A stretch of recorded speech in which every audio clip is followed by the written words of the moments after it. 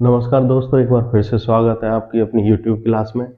आज नए ज़िले के साथ फिर से हाजिर हूँ मैं। नया ज़िला है अपना सांचौर। ठीक, सांचौर ज़िले का निर्माण हुआ है जालौर ज़िले से, जालौर ज़िले को काटकर जालौर ज़िले से अलग करके किसका निर्माण हुआ है? सांचौर ज़िले का। किस संभाग में आता है? पाली संभाग में। पाली जो कि नया संभाग घोषित किया है, जिसमें 4 ज़िले शामिल किए गए हैं।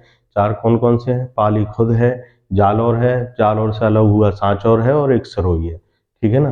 4 ज़िले हैं संभाग के, पाली, जालौर, सांचौर और सिरोही। ठीक है। सांचौर किस संभाग में है? पाली संभाग में। और किस जिले से अलग हुआ है? जालौर जिले से। ठीक है। इसकी सीमा देखिए आप, सीमा 4 तो जिले और एक राज्य के साथ लगती है। सांचौर जिले की जो सीमा है वो 4 जिले और एक राज्य के साथ लगती है। इधर देखिए 4 जिले कौन कौन से हैं? अपने दक्षिणी भाग में सिरोही, उत्तरी भाग में जालौर, बालोतरा और पश्चिमी भाग में है बाड़मेर। इधर एक राज्य है दक्षिणी भाग में जिसकी जो है गुजरात, इससे इसकी सीमा लगती है। जिले कौन कौन से हैं? सिरोही, जालौर, बालोतरा और बाड़मेर। कौन कौन से हैं? सिरोही, जालौर, बालोतरा और बाड़मेर। और किस राज्य से लगती है?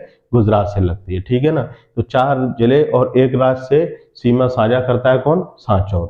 ठीक।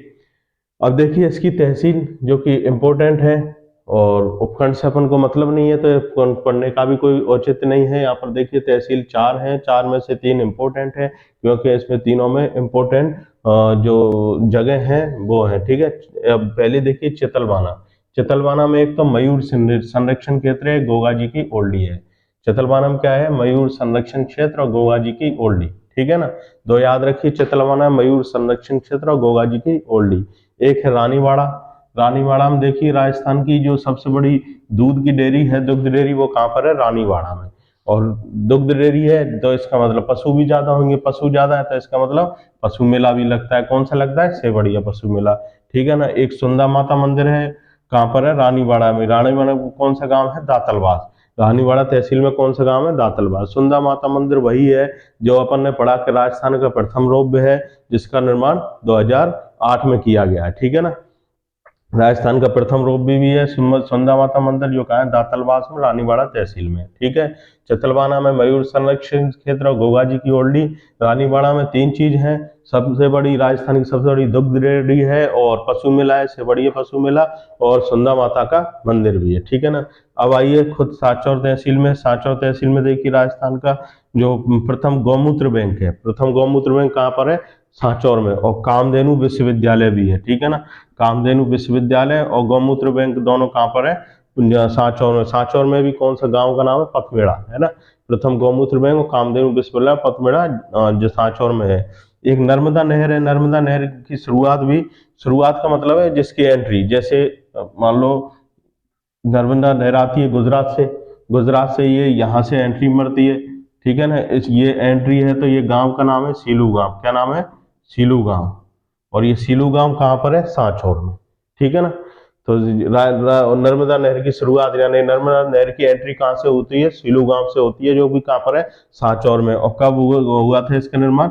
2008 में। नर्मदा नहर वही नहर है जिसमें ड्रिप सिंचाई या बूंद बूंद सिंचाई की जाती है। नर्मदा नहर में मात्र ड्रिप सिंचाई या बूंद बूंद सिंचाई की जाती है, जो कि कहाँ से ली गई है? इजराइल से, जो कि अभी इजराइल में युद्ध चला हुआ है वहीं से। ठीक है ना? इजराइल वो पद्धति कहाँ से ली गई है? इजराइल से। ठीक है। और एक देखिए अब्बन शाह। अब्बन शाह अल्लाह रहमा की दरगाह भी कहाँ पर है? सांचौर में। और लूनी नदी, लूनी नदी किनारे राजस्थान का ये अंतिम नगर है। कौन? सांचौर। अंतिम नगर क्यों? इसके बाद गुजरात चालू हो जाता है इसलिए। ठीक है ना? तो लूनी नदी के किनारे स्थित राजस्थान का अंतिम नगर कौन सा है? सांचौर है। और सांचौरी एक नस्ल है जो किसकी है? गाय की है। गाय की होगी क्यों? गाय की क्यों होगी? प्रथम गौमूत्र भी कहाँ पर है? सांचौर में। कामधेनु विश्वविद्यालय भी कहाँ पर है? सांचौर में। तो गौवंश जो नस्ल है उसका नाम भी क्या है? सांचौरी। और जैन साहित्य है उनमें सांचौर का नाम क्या रखा है? साउचर। क्या रखा है? साउचर, है ना? और राजस्थान का पंजाबी बोलते हैं सांचौर को। क्या बोलते हैं? राजस्थान का पंजाबी। सांचौर के बारे में ये थोड़ी जानकारी थी, जो कि आपके एग्जाम के पॉइंट ऑफ व्यू से बहुत इंपॉर्टेंट है। अब मैंने जो वो बनाया है टाइम टेबल, उसके अनुसार आपकी जो करंट अफेयर्स की क्लास है वो वीकली हुआ करेगी, यानी प्रत्येक संडे को आपकी जो करंट अफेयर्स की क्लास है वो लगा करेगी।